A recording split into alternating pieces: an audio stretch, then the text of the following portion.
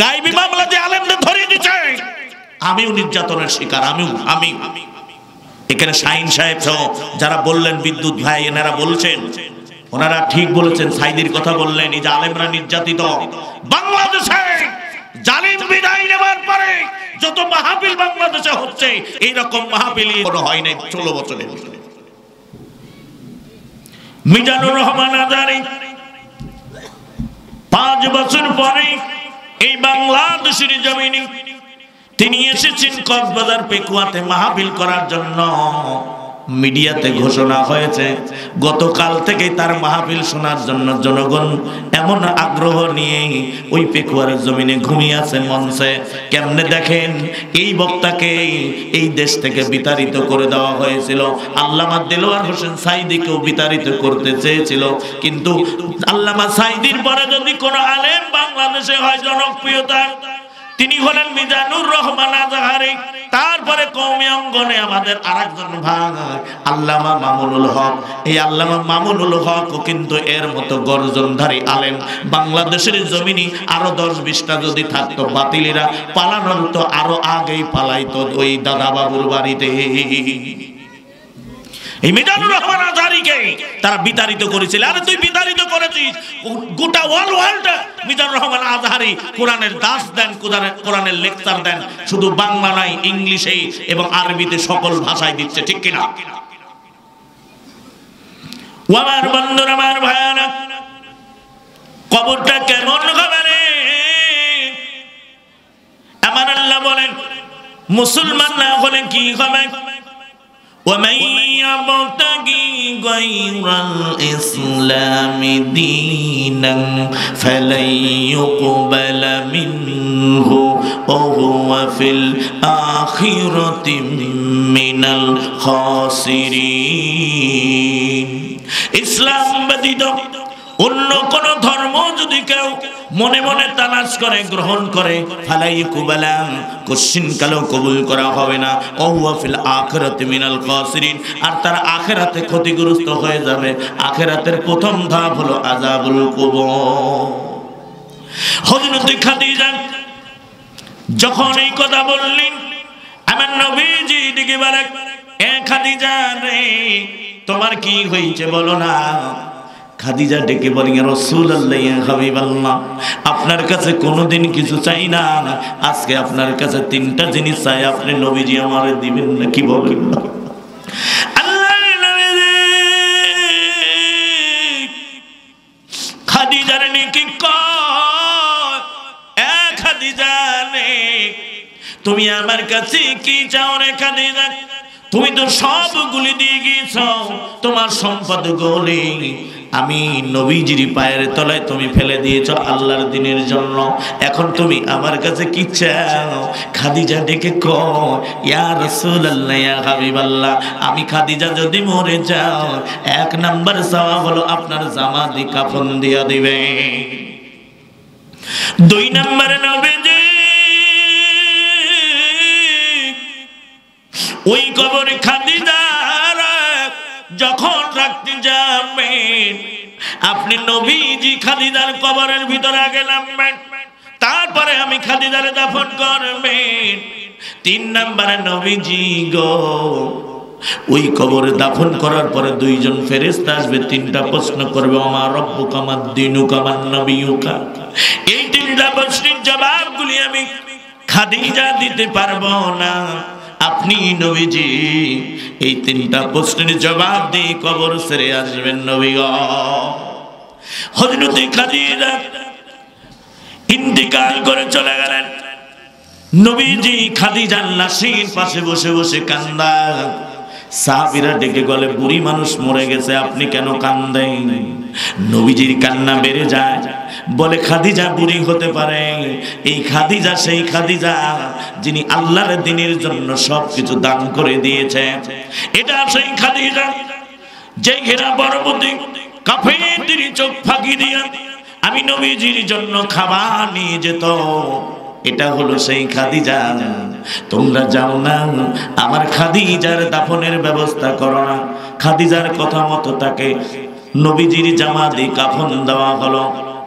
আমার নবী জানাজার দোয়া পড়ার পরে এবার খাদিজার কবরে নেমে যায়। কবরকে দেখি দেখি বলে, এ কবর তুমি কি জানো রে কবর, আজকে কাকে তোমার ভিতরে রাখা হবে? তুমি জানো না, জানো না। ওয়ালাল আখিরাতু খায়রুল লাকা মিনাল উলা, যে আসমান জমিনের নেতা বিশ্ব নবীজি, সেই নবীজির কলিজার টুকরা বিবি খাদিজারে তোমার ভিতরে রাখা হবে। কবর তুমি বেয়াদবি করো না। এমন সময় দাফন করে নবীজি খাদিজার মাথার কাছে বসে বসে কান্দে। মুনকার নাকির আসে না, আসে না। আমার নবীজির চোখের পানিগুলি আল্লাহর আরশে আজিমে জোশ মেরে যাও। আল্লাহ ডেকে বলে, জিবরিল জলদি করে যারে যা, আমার নবীকে বলে দে খাদিজার প্রশ্নের জবাবগুলি আমার নবীকে দিতে হবে না, হবে না। খাদিজার দানগুলি, খাদিজার ইবাদতগুলি আমি আল্লাহ এত খুশি হয়েছি, রাজি হয়ে গিয়েছি। খাদিজার প্রশ্নের জবাবগুলি আমি আল্লাহ মুনকার নাকিরকে দিয়ে দিয়েছি। সুবহানাল্লাহ। জিবরাইল আমিন চলে আসলো। ইয়া রাসূলুল্লাহ, ইয়া হাবিবাল্লাহ, আপনি বাড়িতে চলে যান, খাদিজার প্রশ্নের জবাব দিতে হবে না। আল্লাহ পাক খুশি হয়েছে, খাদিজার প্রশ্নের জবাব আল্লাহ পাকই দিয়ে দিয়েছেন। নবীজি চলে আসলো। এইটা খাদিজার বেলায় যদি হয়, ও মা বোনেরা, তোমাদের বেলায় কবরের কে ছল জবর প্রশ্নের জবাব দিয়ে দিবে। শুধু খাদিজার কবর নয়,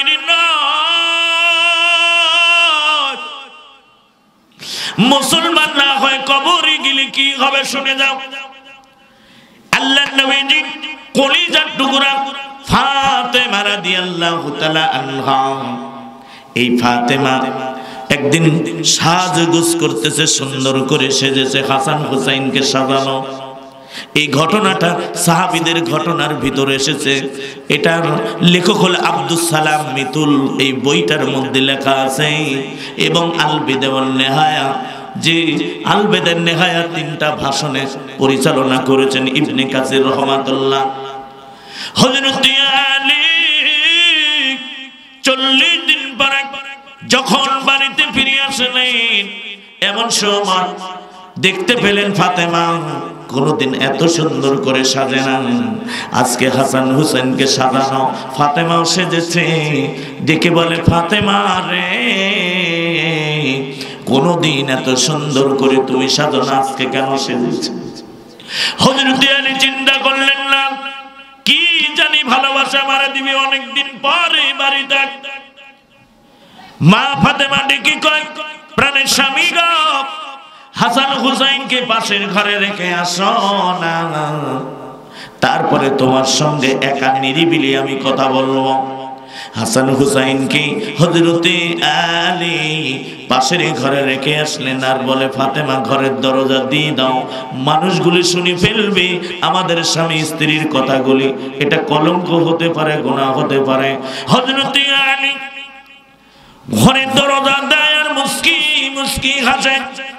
আহারে আজকে কি ভালোবাসা হবে জানি। ফাতেমা ডেকে বলে, প্রাণের স্বামী গো, আমার পাশে বসো না।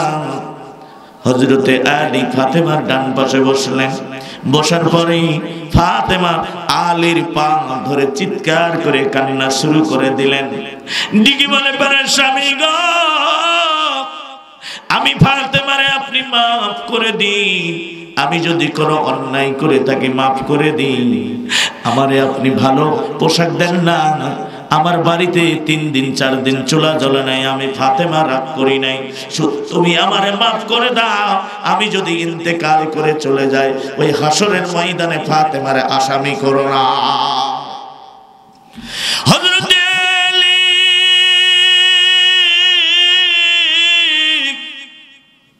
দিকে বলে, ফাতেমা তুমি এমন কথা কেন বললে? ফাতেমা দিকে বলি, প্রাণী স্বামী গাও, আজ থেকে 6 মাস পূর্বে আমার বাবা যখন ইন্তিকাল করে চলে যায়, আমার বাবা কানে কানে আমাকে বলছিল, যখন কান্না করি দেখে বলে, ফাতেমা 6 মাস পরে তোমার সঙ্গে আমার কবরে আখিরাতে দেখা হবে। আজকে সেই 6 মাসে সেদিন আজকে রাতে ফাতেমা ইন্তেকাল করবে। হযরত আলী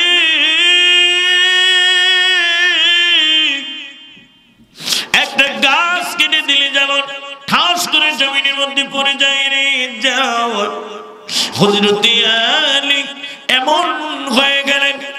এমন সময় ফাতেমা ডেকে বলে, প্রাণের স্বামী গো, আমি ফাতেমা ইন্তিকাল করার পরে রাতের বেলা তুমি দাফন করবে, কোনো মানুষ খবর দিতে পারবে না, তোমার নিকটস্থ বন্ধুদেরকে নিয়ে দাফন করবে, জান্নাতুল বাকির ডান পাশে আমার কবর দিবে, কবরের কোনো চিহ্ন যেন না দেখা যায়। হযরত আলী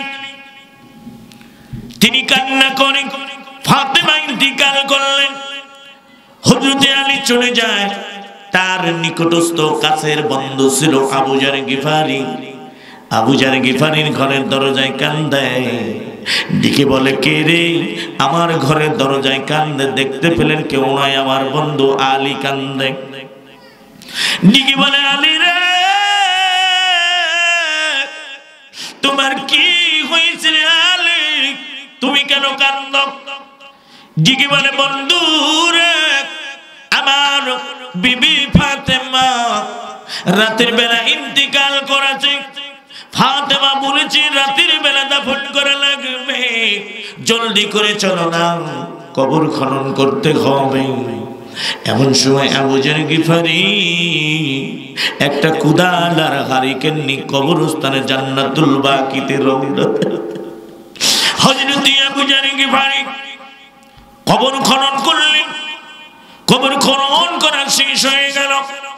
আবু জার গিফারি চিন্তা করলেন, এই কবরের ভিতরে আমাকেও তো একদিন আসতে হবে, দেখি কবরটা কেমন, একটু শুয়ে দেখি না। আবু জার গিফারি কবরের মধ্যে টান টান হয়ে শুয়ে পড়লেন। শোয়ার পরে কবরটাকে হাত বোলায় আর ডেকে ডেকে কয়, কবর তুমি কি জানো আজকে কাকে তোমার ভিতরে রাখা হবে? কবর কোনো কথা বলে না। আবু জার গিফারি কবর কি ডেকে ডেকে বলে, এই কবর রে তুমি কি জানো এমন একজন ব্যক্তির রাখা হবে যিনি হলো জান্নাতি, নারীদের সর্দার, খাতুনে জান্নাত ফাতেমা রাদিয়াল্লাহু তাআলা আনহা। খবরদার কবর তুমি বেয়াদবি করো না। আবু জার গিফারি আবার ডেকে কয়, এই কবর তুমি জানো না? আসারে মুবাশশারা 10 জন সাহাবী, চতুর্থ নাম্বার সাহাবী হযরত আলী। ওই আলীর বিবি ফাতেমা তোমার ভিতরে রাখা হবে, খবরদার কবর তুমি বেয়াদবি করো না। কবর কোনো কথা বলে না। আবু জার গিফারি আবার ডেকে কয়, কবর তুমি কি জানো রে কবর হাসান হুসাইন জান্নাতি পুরুষের সর্দার, ওই হাসান হুসাইনের মা ফাতেমার তোমার ভিতরে রাখা হবে, খবরদার কবর রে তুমি বেয়াদবি করো না। কবর কোনো কথা বলে না, বলে না। আবু জার গিফারি চূড়ান্ত একটা ডাক দিয়ে চিৎকার করে ডাক দেয়, কবর